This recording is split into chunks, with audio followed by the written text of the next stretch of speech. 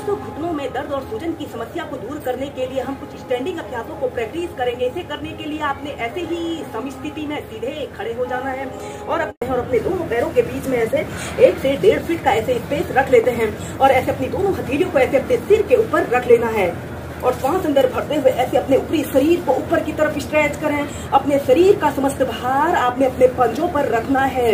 कम से कम 10 सेकंड ऐसे ही होल्ड करके रखें। यह बैलेंसिंग का एक बहुत अच्छा अभ्यास है। इस अभ्यास को करने से हमारे संपूर्ण शरीर में ब्लड सर्कुलेशन दुरुस्त रहता है। और फिर ऐसे अपनी दोनों हथेलियों को ऐसे अपने सिर के ऊपर रख लेते हैं। सांस अंदर भरते हुए ऐसे अपने शरीर को ऊपर की तरफ जितना आप तान सकते हैं ऊपर की तरफ तानिए। 10 सेकंड होल्ड करने के बाद फिर नीचे।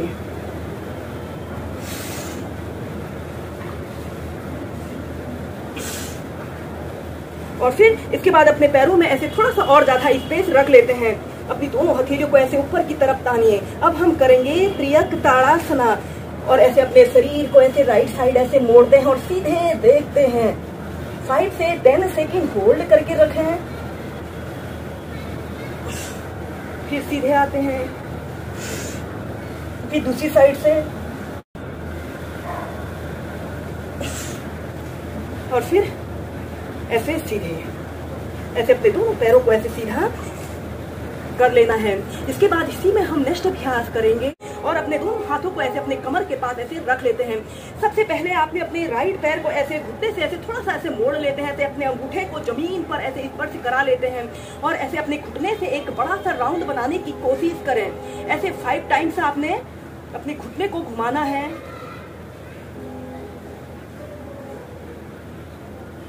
और फिर इसके बाद विपरीत दिशा में ऐसे अपने अंगूठे को थोड़ा सा जमीन पर स्पर्श कराते हैं। ऐसे 5 टाइम्स करने के बाद फिर दूसरे पैर से ऐसे अपने लेफ्ट पैर को भी ऐसे घुटने से ऐसे मोड़ लेते हैं और ऐसे अपने घुटने को ऐसे गोल गोल घुमाते हैं।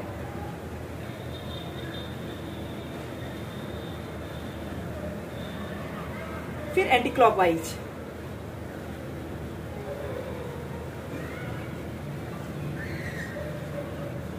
फिर सीधे।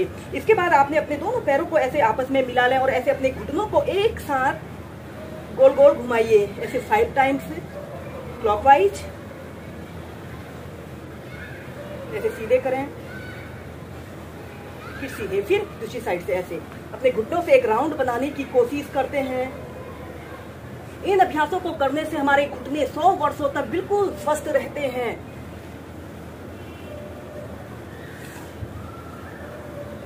फिर सीधे। इसके बाद हम नेक्स्ट अभ्यास करेंगे उत्कट आसना को वेरिएशन के साथ प्रैक्टिस करेंगे। ऐसे ही सीधे खड़े हो जाना है और अपने दोनों पैरों के बीच में ऐसे आधे फीट का ऐसे स्पेस रख लेते हैं और अपने दोनों हाथों को कंधों के समानांतर ऐसे सीधे कर लेते हैं। और फिर इसके बाद आपने ऐसे एक काल्पनिक कुर्सी पर आपने बैठने की कोशिश करते हैं और सीधे देखते हैं। पंजों के बल आपने बैठना है। एड़ियां ऊपर की तरफ रहेंगी। कम से कम 10 सेकंड तक ऐसे ही रुके, फिर सीधे। ऐसे पंजों के बल बैठने की कोशिश करते हुए स्टार्टिंग में 10 सेकंड होल्ड करके रखते हैं, फिर 30 सेकंड तक होल्ड करके रखें। ऐसे अपने हथेलियों को ऐसे आगे की तरफ जितना आप तान सकते हैं तानने की कोशिश करें और फिर सीधे। अगर आपको अपने दोनों हाथों को ऐसे आगे करने में दिक्कत हो रही हो तो आप इस अभ्यास को ऐसे भी प्रैक्टिस कर सकते हैं। ऐसे अपने दोनों हाथों को ऐसे अपने कमर के पास ऐसे रख लें जिससे कि इस अभ्यास को करने में हमें आसानी रहे। और फिर ऐसे एक काल्पनिक कुर्सी पर आपने बैठना है और कमर गर्दन बिल्कुल सीधी करते हुए ऐसे घुटनों को मोड़ लेना है और एक काल्पनिक कुर्सी पर बैठते हुए इस अभ्यास को करते हैं। फिर सीधे। ऐसे ही कम से कम 5 से 6 बार आप जरूर प्रैक्टिस करें। यह अभ्यास हमारे पैरों में दर्द, घुटनों में सूजन, गठिया आर्थराइटिस की समस्या को दूर करता है।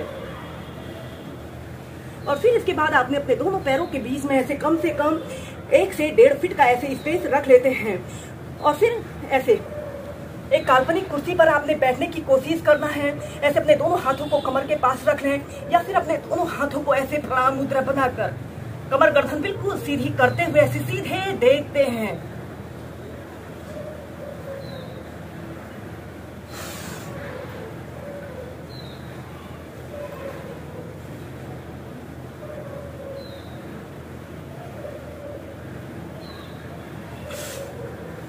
ऐसे ही 5 से 6 बार अप डाउन कीजिए।